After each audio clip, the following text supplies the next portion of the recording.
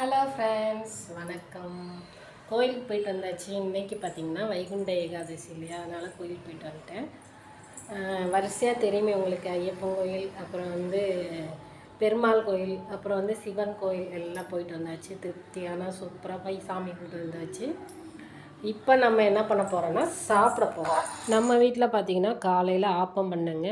கொஞ்சம் ரேஷன் அரிசி நல்லாவே போட்டிருந்தாங்க. அதனால் ஆப்பம் கொஞ்சம் அது மாதிரி சாதம் மிஞ்சிருந்ததுனால ஆப்பம் போட்டு தேங்காய் பால் வச்சுருந்தேன். அப்புறம் எனக்கு தேங்காய் பால் மட்டும் சாப்பிட்டாலே பிடிக்காது, கொஞ்சம் காரமாக இருக்கணும் அப்படிங்கிற கொஞ்சம் தேங்காய் சட்னி வச்சுருந்தேன்.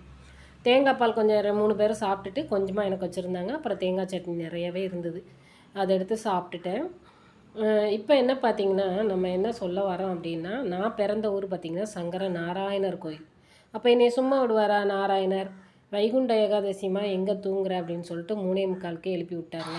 சரின்ட்டு குளிச்சுட்டு அப்புறம் பசங்களெல்லாம் அனுப்பிச்சி விட்டுட்டு நம்மளுடைய பக்கத்துலேயே அண்ணா நகர்லேயே இருக்குது சிறு திருப்பதின்னு ஒரு கோயில். அந்த கோயிலில் பார்த்திங்கன்னா அப்படியே பெருமாள் திருமலை திருப்பதி எப்படி இருப்பாரோ அதே மாதிரி தான் இருப்பார். அங்கே போயிட்டு வரிசையில் கொஞ்சம் கூட்டம் அதிகமாக இல்லை, இருந்தாலும் போயிட்டு சாமியை கும்பிட்டுட்டு வந்துட்டாங்க.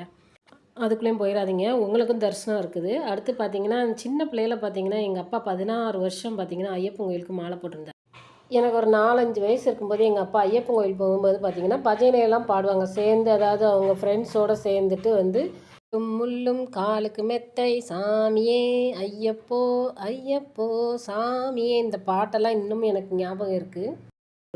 வாங்க இப்போ நம்ம சிறு திருப்பதி தரிசனம் பார்க்கலாம். இப்போ பார்த்திங்கன்னா உங்களுக்கு நம்மளுடைய வடக்கு வாசல் சொல்லுவாங்க இல்லையா, அந்த பரமபத வாசல் தான் சின்னதாக போட்டிருக்காங்க இங்கே. அந்த பரமபத வாசல் இதுதான். இது வழியாக போயிட்டு நம்ம சிறு திருப்பதி பெருமாளை தரிசனம் பண்ணுவோம். ரொம்ப சூப்பராக இருப்பாருங்க இந்த பெருமாள். சின்ன கோயில் தான், ஆனால் நான் வெள்ளிக்கிழமை இந்த கோயில் போயிட்டு வருவேன்.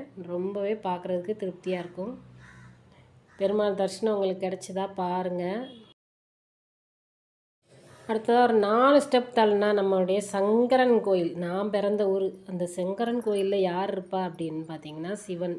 சங்கரலிங்கம் இருப்பார் இல்லையா, அவர் என்னையை சும்மா விடுவாரா, வா அப்படின்னு சொல்லி கூப்பிட்டாரு. நம்ம விநாயகர் வெயிட் பண்ணிட்டு இருப்பார் வெள்ளிக்கிழமை எப்போதுமே. கொஞ்சம் அருகம்புல்லும் ஒரு ரோஸும் வாங்கி வச்சுருவேன். ரொம்ப அழகாக இருக்கும் பார்க்குறதுக்கு. இன்றைக்கி கிருத்திகை வேறு, அதனால் நல்லா அலங்காரம் பண்ணி வச்சு வெள்ளிக்கிழமையானா ஹோமம் வளர்ப்பாங்க. அந்த ஹோமம் வளர்த்துருக்க அந்த மை தாங்க வச்சுருப்பாங்க. அதை எடுத்துகிட்டு நம்ம நெத்தியில் வெள்ளிக்கிழமை, நான் எப்போதுமே திருச்சியில் இருக்கும்போது நான் ஐயப்பன் கோயில் காலையில் போவேங்க வெள்ளிக்கிழமைனா. ஐயப்பனும் பார்த்திங்கன்னா வான்னு கூப்பிடுவார். அதனால் அங்கேயும் போயிட்டு பொங்கலுக்கு நிறைய காய்கறிகள் புதுசு வந்திருக்குது. இது வள்ளிக்கிழங்குங்க. சின்ன பிள்ளையில் எங்கள் அம்மா ஒரு கூட்டு வைப்பாங்க கடலைப்பருப்பு போட்டு, சூப்பராக இருக்கும் இந்த வள்ளிக்கிழங்கு. ஸோ அதை வாங்கிட்டு குறுமிளகையும் பார்த்துட்டு வந்தேன். சிறுகிழங்கு இது.